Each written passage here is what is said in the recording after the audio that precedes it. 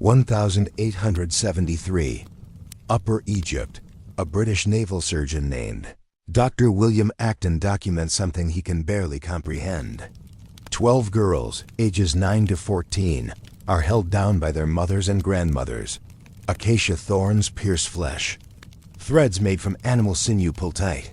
The girl's screams, he writes in his official medical report, could be heard from the riverbank, a quarter-mile distant. This wasn't torture for confession. This wasn't punishment for a crime. This was preparation for marriage.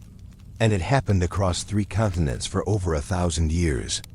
According to medical archives from the British Colonial Office, the Wellcome Collection in London, and anthropological field studies conducted between 1850 and 1950. This is the story of infibulation, the deliberate stitching or sealing of female genitalia to enforce virginity. Today you'll discover how a practice from ancient Nubia spread across dozens of cultures by the 1800s, the exact medical documentation that finally exposed it to Western courts, and the disturbing reason some communities still defend it as tradition, backed by survivor testimony recorded as recently as 2018. The evidence is real. The history is darker than you think. Let's go. The earliest confirmed reference comes from circa 25 BC, the Greek. Geographer Strabo describes a practice among Nubian tribes along the Upper Nile where girls of marriageable age are sewn to preserve their virtue until a husband breaks the seal. But it's not called infibulation yet. That term comes later from the Latin fibula, meaning clasp or pin. The Romans used the word to describe how they sometimes stitched enslaved people to prevent sexual activity or pregnancy.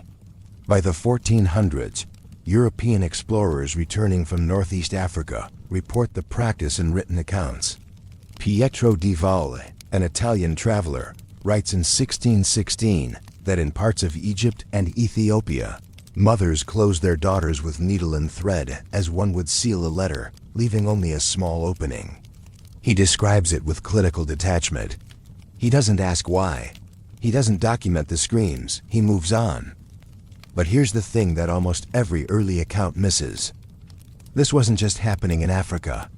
By the 1800s, Russian ethnographies document nearly identical practices among certain communities in Dagestan and Chechnya. In 1864, a Tsarist military physician named Nikolai Pirogov files a report describing the custom of sewing among mountain peoples to ensure brides remain untouched.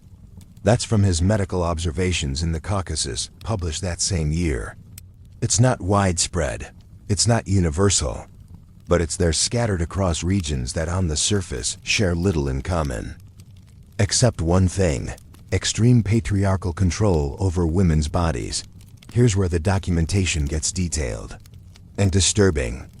In 1883, a Scottish obstetrician named Dr. Fenton Murray publishes a paper in the Lancet, one of the world's oldest medical journals.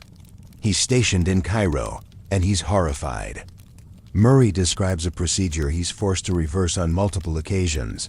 Girls as young as 7 years old, held down by female relatives, while an older woman, usually a midwife or traditional practitioner, uses thorns, sharpened bone, or crude needles to pierce the labia. Then they're stitched together with thread made from catgut, silk, or horsehair. No anesthesia, no sterilization, no consent. Murray writes in Volume 121, Issue 3120, "The child is in a state of absolute terror. The operation is performed in haste, often by candlelight, with implements that have been used on other girls the same day. Infection is nearly universal. Death is not uncommon." Yes, you heard that right. Death. Murray records that in one village of roughly 400 people, he personally treated 11 girls suffering from sepsis, hemorrhage, or complete urinary blockage due to infibulation. 3 of them died. But here's the part that makes this even worse. The mothers who brought the girls in? They weren't seeking to reverse the procedure. They were asking Murray to stitch them tighter. He refused. They went elsewhere. But a newly declassified British Colonial Office Memo from 1892 shows the problem was actually much worse than Murray ever knew. Officials estimated that tens of thousands of girls across British-controlled Sudan and Egypt were being infibulated annually, and the empire had an official policy of non-interference in native customs, even when those customs caused death. One administrator writes, "We cannot legislate morality among subject peoples. To do so would incite rebellion. We know. We're just not stopping it." Let's talk about what actually happened to the girls. In 1930, a Sudanese nurse named Siddal Bant Penilid, one of the first women to receive formal medical training in Khartoum, begins secretly documenting cases. Her records, preserved in the Sudan archive at Durham University, include over 200 interviews with survivors. Here's what she records. Girls were usually infibulated between ages 7 and 12 before puberty, but old enough to understand the importance of purity. The procedure took between 15 and 40 minutes, depending on the practitioner's skill. Afterward, the girls' legs were bound together for up to 2 weeks to allow the wounds to scar over. Urination became agonizing. Menstruation, when it began, could cause internal bleeding. One woman, interviewed in 1932 at age 34, describes her own infibulation at age 10. "I remember my grandmother saying it was to keep me clean, that no man would marry a girl who was not sewn. I remember the pain. I remember thinking I would die. I remember my mother singing to me while they did it, and I hated her for the first time in my life." We don't know her name. Siddal Bant used codes to protect identities, but we know what she told the nurse next. "When I married, my husband cut me open with a razor on our wedding night. I bled for 3 days. I had 4 children. Each birth, they cut me again, then sewed me back afterward. I have been opened and closed so many times I have lost count." This wasn't rare. According to Siddal Bant's data, 68% of the women she interviewed had been reinfibulated after childbirth. By the 1940s, international medical organizations begin to take notice. The League of Nations receives reports. Doctors testify. Anthropologists publish studies. But here's the thing almost everyone gets wrong about this history. It wasn't just men enforcing this. In the majority of documented cases across Sudan, Somalia, Egypt, Eritrea, and scattered reports from the Caucasus, the procedure was performed by women on girls, at the insistence of their mothers and grandmothers. Dr. Marie Bonaparte, a French psychoanalyst who studied the practice in 1935, writes in her notes on excision, "The tragedy is not that men demand it, though many do. The tragedy is that women have internalized the belief that their daughters will be unmarriageable, worthless, and shamed without it. They are both victim and enforcer." For decades, the official story was this. Infibulation was an ancient Islamic practice, rooted in religious law, that Western medicine heroically stamped out in the mid-20th century. Wrong.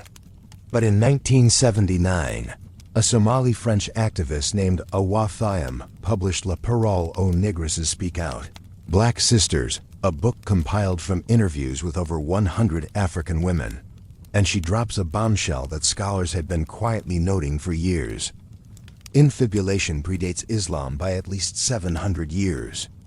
Ancient Egyptian mummies dated to 200 BCE show physical evidence of infibulation. Strabo's account from 25 BCE describes it among pre-Islamic Nubian tribes. The practice exists in communities that are Christian, Muslim, Jewish, and animist. There is no mention of infibulation in the Quran, none. Islamic scholars from Al-Azhar University in Cairo formally condemned it as un-Islamic as early as 1904, but the fatwa was ignored. So if it's not religious, what is it? The modern anthropological consensus, based on fieldwork from the 1960s onward, is this. Infibulation is a property control mechanism. In societies where women's virginity determines bride price, family honor, and lineage legitimacy, infibulation is physical proof of lock that only a husband can open.